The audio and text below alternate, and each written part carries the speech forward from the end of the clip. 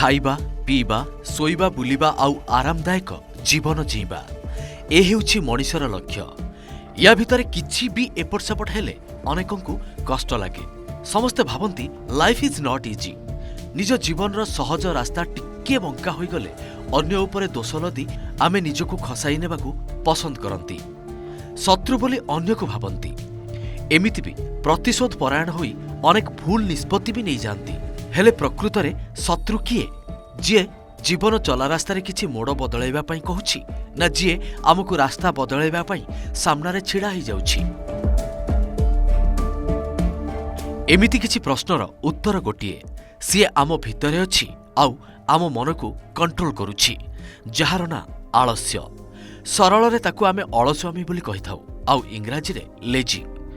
ଇଏ ସେହି ଆଳସ୍ୟ ଯିଏ ନା କେବେ ଦେଖାଦିଏ ନା କିଛି ଶବ୍ଦ କରେ, ହେଲେ ଧୀରେ ଧୀରେ ମଣିଷର ଇଚ୍ଛା, ସ୍ୱପ୍ନ ଆଉ ଭବିଷ୍ୟତକୁ ନିଜ ଆୟତ୍ତକୁ ନେଇ ବନ୍ଦୀ କରି ପକାଏ। ଜୀବନର ପ୍ରକୃତ ଶତ୍ରୁ ଏହି ଆଳସ୍ୟ, ଯିଏ ନା କେବେ ଆମକୁ ଆଗକୁ ଯିବାକୁ ଦିଏ ନା ଆଗକୁ ଯିବାର ରାସ୍ତା ଦେଖାଏ। ବାସ୍ ମନ ଆଉ ଦେହରେ ବସା ବାନ୍ଧି ମଣିଷ ଶରୀରକୁ ଆରାମ ତ ଦିଏ, କିନ୍ତୁ ଅନେକ ପଛକୁ ନେଇଯାଏ। ଏବେ ନୁହେଁ ପରେ, ଆଜି ନୁହେଁ କାଲି, ଏତିକି ଥାଉ ପରେ ଦେଖିବା। ବହୁତ କଷ୍ଟ, ଅଧିକ ପରିଶ୍ରମ ପଡ଼ିବ, ଏମିତି କିଛି ଶବ୍ଦ ଆମକୁ ଆଳସ୍ୟର ଅନ୍ଧାର ଘର ଭିତରକୁ ଠେଲିଦିଏ। ଧୀରେ ଧୀରେ ଆମେ ଏମିତି କିଛି ଶବ୍ଦ ବି ବ୍ୟବହାର କରୁ, ହଁ ଚଳିବ, ହେଇଯିବ, ଏତିକି ବହୁତ, ବାସ୍ ଥାଉ, ଆଉ ନୁହେଁ। ବେଳେବେଳେ ତ ଆମେ ନା ପାଣି ପାଖକୁ ଯାଉ ନା ଶୋଷ ମେଣ୍ଟାଉ। ଆଳସ୍ୟ ଆମକୁ ଏମିତି ମାଡ଼ି ମକଚି ଦେଇଥାଏ, ଯାହାଠାରୁ ଟିକେ ସମୟ ବାହାର କରିବାକୁ ମନ ହୁଏ ନାହିଁ। ଗୋଟେ ପଟେ ମନ, ଅନ୍ୟପଟେ ଶରୀର। ମନ ଆଳସ୍ୟର କବ୍ଜାରେ ଆସିବା ପରେ ଶରୀର ବି ଆପେ ଆପେ ସ୍ଥାଣୁ ହୋଇଯାଏ। ଅଜାଣତରେ ଆମେ ଆଳସ୍ୟର ବଳୟ ଭିତରେ ନିଜକୁ ଆବଦ୍ଧ କରି ରଖିଥାନ୍ତି। ପ୍ରଥମେ ତ ବିଶ୍ରାମରୁ ଶରୀରକୁ ଖୁସି ମିଳେ, ଯାହା ପାଇଁ ମନ ବି ଆନନ୍ଦ ପାଏ, କିନ୍ତୁ ପରେ ଏହି କ୍ରମାଗତ ଅଭ୍ୟାସ ଆମକୁ ଦୁନିଆ ଆଗରେ ଏକ ଭିନ୍ନ ପରିଚୟ ଦିଏ।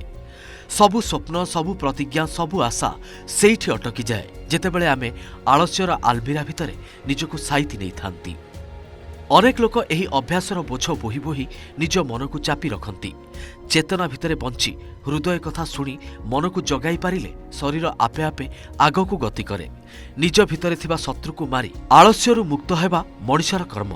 ସବୁ ସୁବିଧା, ସବୁ ସହଜ ବଞ୍ଚିବାର ସରଳ ରାସ୍ତା ଦେଖାଏ, ହେଲେ ପ୍ରତିକୂଳକୁ ସାମ୍ନା କରିବାକୁ ସାହସ ଦିଏ ନାହିଁ। ତେଣୁ ମଣିଷ ଭିତରେ ଥିବା ଆଳସ୍ୟକୁ ଚିହ୍ନିବା ଏବଂ ତାକୁ ମନ ଭିତରୁ ବାହାର କରିପାରିଲେ ଆମେ ଜୀବନକୁ ଜିତିପାରିବା।